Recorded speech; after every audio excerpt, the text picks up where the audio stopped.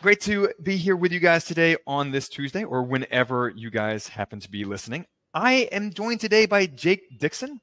He is a real estate brokerage coach. He's also the founder of The Locker Room. He was named a top real estate coach for 2022 by Coach Foundation and top 25 real estate trendsetters by Success Magazine. So, Jake, welcome to the show.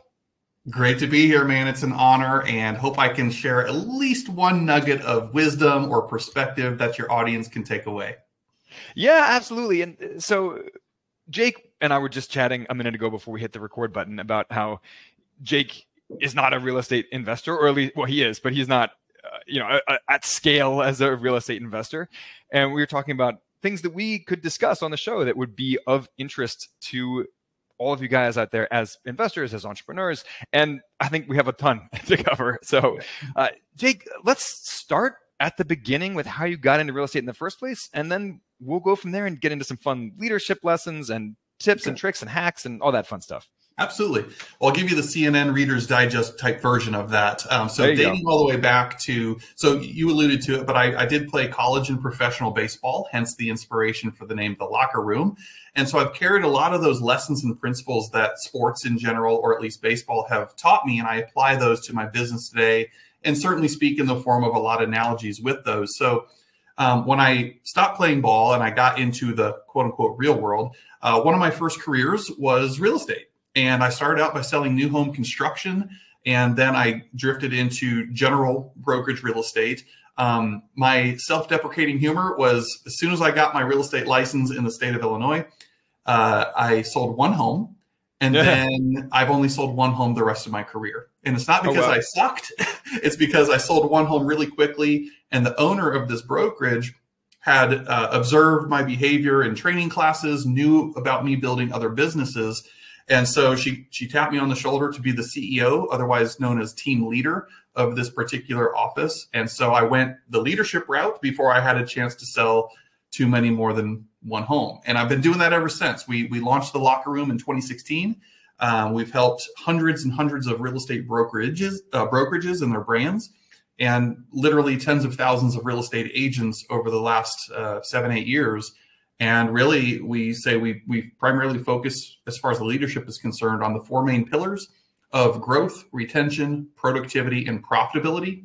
And on the agent side of things, we really fight for the underdog, fight to help real estate agents not just sling homes and be better at selling homes, but have the mindset of running a business that just happens to sell real estate. And those are two very different things, as obviously you and your audience know, as you get into the wealth building strategies and tactics of investing. So that's in a nutshell who we are and what we do. And it's been wonderful. So. Well, one thing that I've always noticed is that just because you are good at doing this one task doesn't mean that you have all the skills you need to manage other people or lead teams of other people who happen to do that task, right?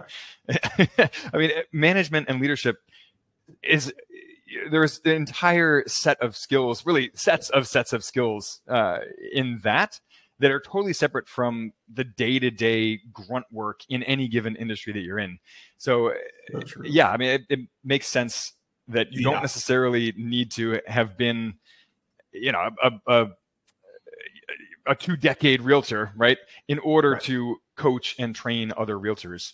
Exactly right. Now, I mean, a lot of people use the examples of like Bill Belichick or Michael Jordan's coach or Tiger Woods' golf swing coach. Like, they never wore the jackets and hoisted up the trophies, but it's living proof that you don't necessarily have to have been there and done that to be a great coach. And that's where I spend a lot of my time, educating people who tend to throw some shade sometimes at coaches, like, oh, those who can't do it, teach it. Ho, ho, ho, ho. No, what you're talking about is professional advice giving or training around a certain subject matter that you need to be an expert in. As a coach, the way I see it is I have learned to master the art of asking really amazing and powerful questions, which is actually coaching, versus what most people classify it as, well, if you haven't done it yourself, how could you help somebody else do it? Well, those are two slightly different things without trying to get into all the semantics of it. So no, I agree with you. And to comment on one thing you said, you're absolutely right. Just because you're a high achiever doesn't equal you're a leader. And that's a gut punch to some people. And just because maybe you weren't also the highest performer doesn't mean you wouldn't make a great leader or a coach in this case. And some people who had that entrepreneurial seizure and said, wow, because I'm closing 100 million homes a year by myself, I guess I should become the next broker owner or leader of this company and start a team or something, when in reality, not everybody's cut out to lead other people. And just because you're a high achiever doesn't mean you're meant to lead other people, unfortunately. Well, you see that in small business and startups all the time, where someone is really good at their job, right? Their 9-to-5 job. They have a specific skill set. They're really good at it. So they think to themselves, I'm going to go out and I'm going to start a business doing that. And they think that they're going to be doing the same day-to-day tasks that they've been doing, but they're just going to fire their boss and work for themselves. That's not how it works. I mean, as an entrepreneur, most of what you do is actually marketing, right? And hiring other people and leading teams and stuff that actually has nothing to do with that day-to-day skill, that not grunt work necessarily, but that one thing that they happen to have been really good at in their 9-to-5 job. And then they wonder why 8 out of 10 of those businesses fail within the first year. It's because those people haven't actually mastered those other skills involved, like marketing, like leadership, hiring, managing other people, etc. So that makes total sense. One of the best books, I'm a growth junkie, as I'm sure you are too. I read and listen to a lot of books. A great one on that very topic is E-Myth Revisited by Michael Gerber. Yep. Right? I read it. About baking pies. It's like the best. Classic. Yeah, classic analogy. And that's to your point of just because you're a great practitioner or implementer of that thing, doing that task, that job, again, translates very differently once you step into that leadership role. And that book is a beautiful example of making that case. And by the way, to tie this into the community, all the more reason to have leveraged income. I mean, so many of us work so painstakingly hard for our active income. And so I have mad respect for what you do, Brian, and the community here that you serve and speak to. And that is something that I have a lot to learn from by tuning into the podcast as well, is how can I diversify my revenue buckets and portfolio in such a way that my passive revenue takes care of all my expenses. And therefore, what I choose to do on my active income is more of a passion project, not because I have to, but because I want to. It's something that we talk about a lot in our blog and in our podcast, in articles that I write for other publishers.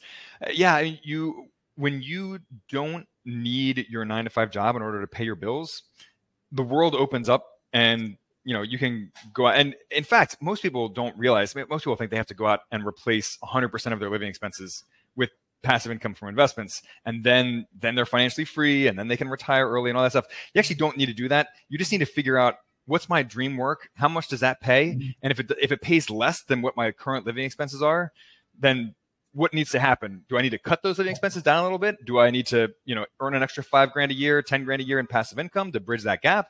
But people spend decades working jobs that they don't love when they should just spend the next year doing whatever it takes to switch over to your dream work now. And it probably won't take more than a year if you're willing to cut a few expenses and build a little bit of passive income, and you can make it work. So anyway, we're going down a rabbit hole. That's a little bit passionate. No, that's my takeaway so far right there. That's a great perspective shift of it. You don't have to replace the whole thing, which I just caught myself saying to you. It's what's the gap? What's the delta of what your passion fuels and fun? And hopefully it is, by the way, more than whatever your expenses are, right? But if there is a gap, that's the first target for this passive wealth building investment income to replace. And then we'll worry about phase 2, 3, and beyond. Yeah, absolutely. Great. So let's talk to some of our audience members who they either have a side hustle, on the side of their full-time job. Maybe they have just started their own business. They are trying to build their own entrepreneurial income. What are some leadership lessons, tips, hacks that you can offer for them to help them get some traction, help them get off the ground, and if they haven't quit their day job yet, make that transition to a full-time entrepreneur? Love that. Well, I think you just answered one of those, is follow your passion, right? We spend so much of our waking hours doing things for money and work and all that stuff. You might as well do something that you love and the people that you love doing it with. So I think you just hit probably the most important point. Beyond that, prior to us recording the show, I was sharing with you one of my personal favorite books, which is called The Blue Ocean Strategy. So another great book. Those of you listening, if you want to check that one out, please do. And in the Blue Ocean Strategy, essentially what it's saying is so many startups, so many businesses fall into this competition trap, right? So it's a race to the bottom. How can I do it for cheaper or whatever? And we're all competing on the same factors within the same essential industry. And so Blue Ocean makes the argument to say, you know what? While everyone else is operating with a herd mentality, they're fighting over each other in the shark-infested, bloody red waters over here. Just wake up and turn your body 180 degrees and see this beautiful, warm blue ocean that's awaiting you. And to tie that into an example, so that would be another tip is, what are those niche markets or areas that nobody else is paying attention to, and yet it's so obvious to you that there's a real need or a challenge that you can provide a real solution for? In our business with the locker room, what we observed years ago was that most real estate coaching and training companies, and believe me, there is no shortage of them, target the individual agent and the individual agent who's a top producer because they can afford $1,000 or whatever it is a month. Right. So our business model was flipped on its head. We said, no, we're going to take a stance for the little guy. We're going to take a stance for the 90+% of NAR, the National Association of Realtors, that sells 24 or fewer homes per year. Because we've got a serious issue on our hand when 87% of agents fail within their first few years of the business.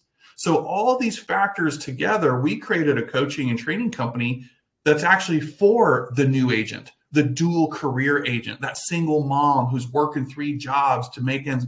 That is who we are for. So we don't let price become the determining factor on whether or not they can have world-class coaching and training. Yeah, no, that makes total sense. And you know, you and I have read a lot of the same business books, clearly. But it's a recurring theme that if you're not the first in a niche, and you're not the clear, obvious best in that niche, then you're really stuck trying to be the cheapest in that niche, and that's a terrible position to be. It's a race to the bottom, right? Yes. So yeah, if you can be the first in a niche or be demonstrably the best in a niche, then that is the position you want to be in. That blue ocean that you're talking about. Exactly. You know, Denny and I, our passive real estate investment club is one of a kind. There's nothing else out there that's exactly like it.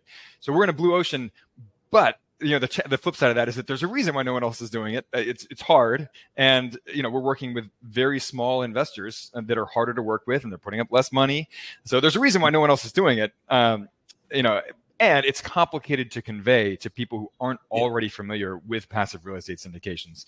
So you know, there is a reason why no one else is doing it, but at least we don't have to worry about competition. I mean, we can go out there and we literally email and message on social media every other person who services real estate investors and says, hey, how can we collaborate? Can we do podcast swaps? You know, can we do 3-way link exchanges? You know, because we're not competitors, but we serve the same audience. So when you don't have any competitors, you're in a much stronger position just across the board.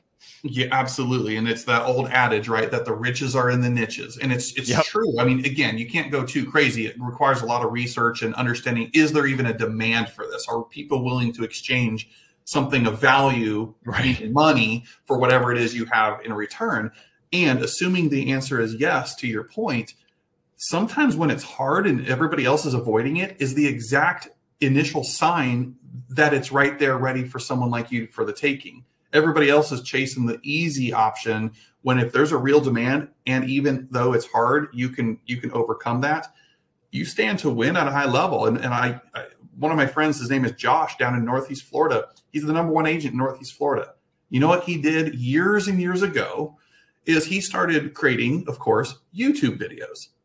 This dude dominates all things Northeast Florida and all the new home construction communities of Northeast Florida. So when you go to Google and you type in one of the neighborhoods, it's his smiling mug that shows up. 65% of his business comes straight up from YouTube. And my point in sharing that is because nobody else, even though it's so obvious what he's doing, nobody else even dares compete with him because they've already conceded that he owns that space. So they're just over here doing open houses and all the other traditional stuff because no one would even dare trying to take Josh's spot as number one, especially with all things YouTube. But he was just consistent he's got thousands of videos on his channel just by consistently doing it, compiling over years of consistency. Yeah, consistency is key. That's something that we have found again and again, that if half of life is showing up, they say, so if you show up week in, week out for your audience, you're podcasting every week, you're blogging every week, you're out there on guests on other people's shows every week, you're contributing articles to the top blogs and publications in your industry every week, you can't help but succeed sooner or later. A fellow coach, he deserves the credit for this, but he said something to the effect of consistency is still undefeated. If you think about that, I mean, in this baseball world, those of you who are familiar with sports, Cal Ripken Jr., very recognizable name. The Iron Oriole from my hometown. He's the Iron Man. It's probably the single record for sure that will never be broken because we now live in a soft society, right? That I think it was 2,632 consecutive games, didn't miss a game from injury, from having the flu. In other words, that dude showed up consistently to work for 2,632 consecutive games. He's in the Hall of Fame.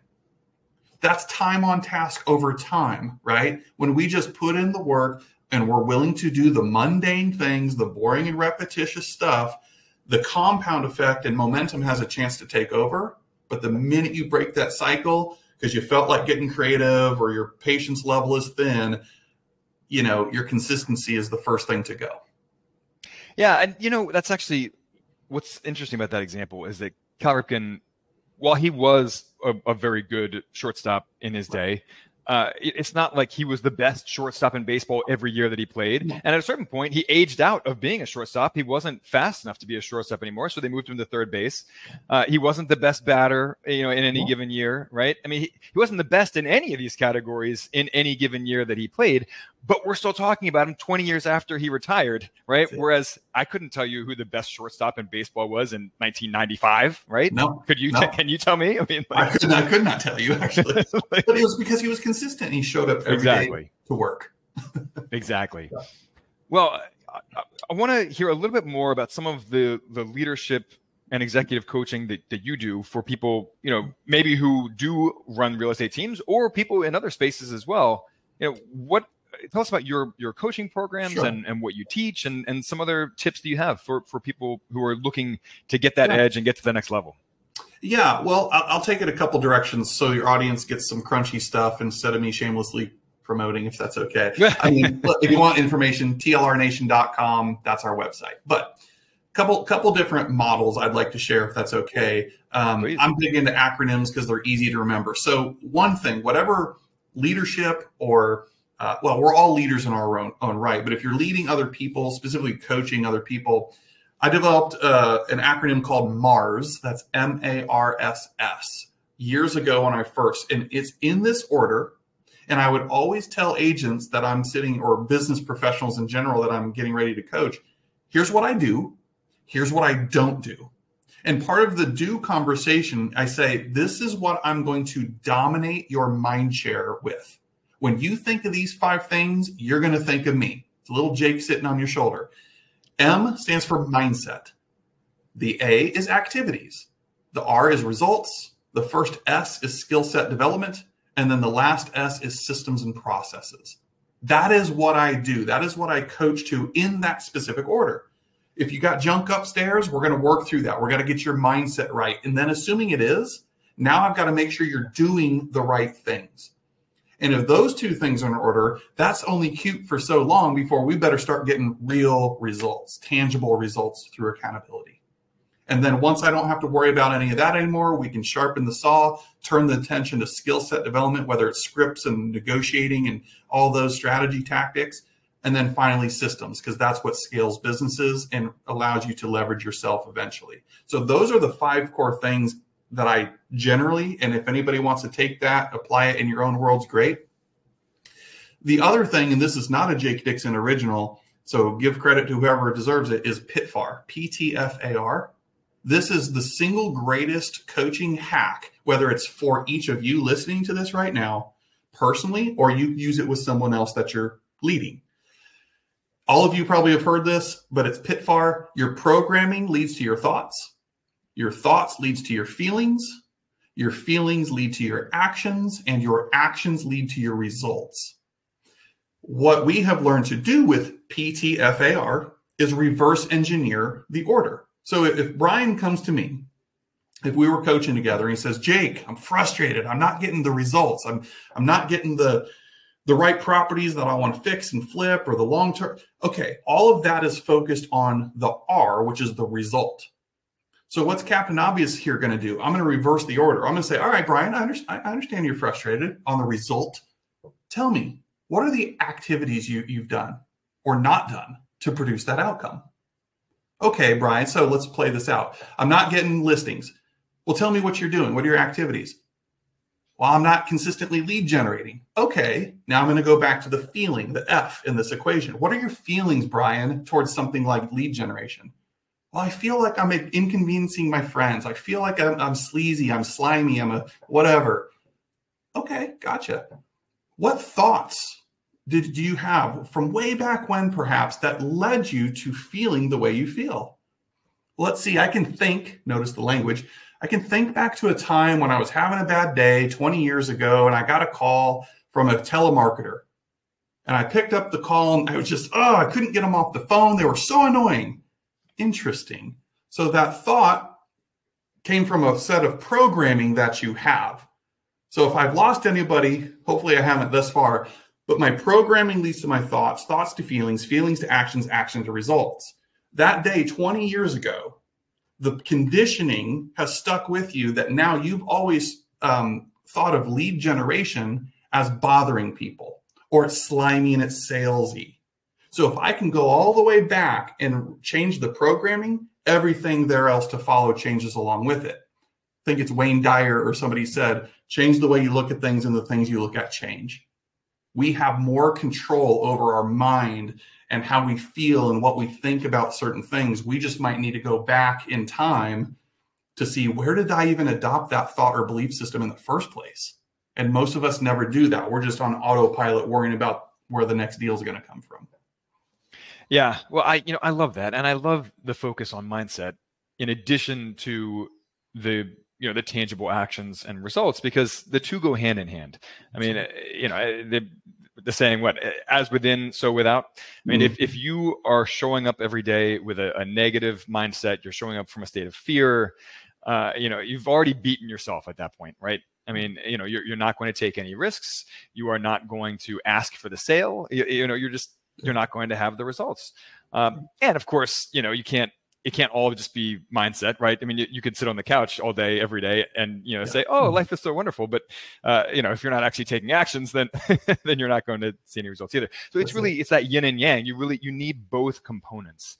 Yeah, the tactical, hands-on kind of stuff, and also the less tangible mindset work as well. Well, that's where burnout. A lot of us use the word burnout. So if anybody listening to this is feeling burned out right now, a way of thinking that is it's stress that's not properly managed, and there's no way out. That's basically what you're saying when you have burnout. It's unmanaged stress that when you look up, you also don't see a way out from. Right. Equals burnout. And so again, forgive me, I'm trying here, but to tie that back into real estate investing and wealth building in general, if your day job, whatever that is right now, is work, get paid, work, get paid, that you can continue to do that for the next 40 years of your life and be on the 40-40-40 plan. Work 40 years of your life for 40 hours a week and retire on 40% of your income. Right. I don't subscribe to that. I think there's a better way. So the time is going to pass anyways. Why not siphon 10%, 5%, whatever you can into an account to fund your next down payment on that investment property, or explore all the hard money options that exist out there and build let me say that differently. Design your future life so you're not working the rest of your life just to pay the bills. Well, you're speaking my language. We are very big, not just on investment, but I mean, investment is just the vehicle to get to that lifestyle design, that creating intentionally your ideal life. Yes. So I love it. Jake, how can people connect with you? Yeah, absolutely. I'm all over social media, specifically Facebook. I'm still one of those generation whatever I am's. So I'm all over Facebook, Jake Dixon. But if you just, again, go to our website, tlrnation.com. If you fill out a contact me or email us from there, all that stuff will get to me. But look me up on social media, Instagram, Facebook, all the things. And I'm not so big time that I have somebody else responding. It will be me to respond if I can help anybody listening to this. Well, Jake, thank you so much for coming on today. This was a lot of fun. I love what you're doing, and we hope to have you back soon. I would love that. Thank you so much, Brian. Appreciate it. All right, guys. Hey, if you enjoy these conversations that we have, please rate, review the show. It means the world to us, and we will catch you next week. Same place, same time. Have a great week. Like the idea of diversifying into real estate, but don't want the headaches of being a landlord? Enter passive real estate syndications. You buy fractional ownership in apartment complexes and other large-scale properties. Earn your share of rental income and your share of the profits when the property sells. In fact, most of the syndicators we've invested with have average returns over 20% per year. You even get full tax benefits, including accelerated depreciation. Even as you collect distributions in real life, you often report a loss on your tax return. So why doesn't everyone invest in real estate syndications? First, you typically need to know the syndicator to invest, and the minimum investment for each property is high, usually $50,000 to $100,000. That's a lot of money for a single investment, which is precisely why we formed an investment club to pool funds and invest together. Every month, we propose a new deal in the co-investing club and vet it together on a group call with the syndicator. Each deal is purely optional. Pass or invest as you like. As for us, we invest our personal money alongside you in every single deal. If you want to invest like the 1% without actually being a 1%er, join Spark Rentals Co-Investing Club. Email us at support@sparkrental.com with questions, and we look forward to investing alongside you.